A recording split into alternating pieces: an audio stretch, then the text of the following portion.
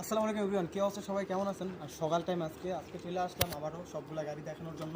আমাদের কোম্পানিতে আস্তে আস্তে অনেক রাইডার বেড়ে যেতেছে। আর এই যে ফার্স্ট টাইম আমি একটা কথা সবসময় বলি, ফুড ডেলিভারি কাজ কিন্তু অনেক কষ্টের, অনেক রিস্ক।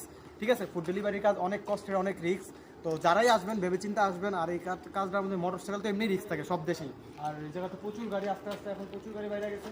আর অনেকে বাংলাদেশ থেকে আসছে আমার মাধ্যমে। এই যে এই জায়গায় এক ভাই আছে, এনে আছে, আরও যারা রুমে আছে বাংলাদেশ থেকে আসছে।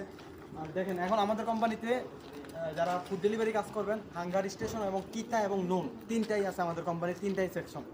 আর নুনের মধ্যে আপনার 10 ঘন্টা ডিউটি 2000 টাকা স্যালারি, কিতার মধ্যে 10 ঘন্টা ডিউটি 2000 টাকা স্যালারি, হাঙ্গার স্টেশনে 450টা অর্ডার 2200 টাকা স্যালারি। ঠিক আছে, খাওয়া দিচ্ছি, থাকা দিচ্ছি এবং কি আমরা আপনার তেলের টাকা দিচ্ছি। তো যারা বাংলাদেশ থেকে মেসেজ করতেছেন, তো যদি কেউ বাংলাদেশ আসতে চান তাহলে অবশ্যই ভিসা আছে, বাংলাদেশ থেকে আসতে পারবেন।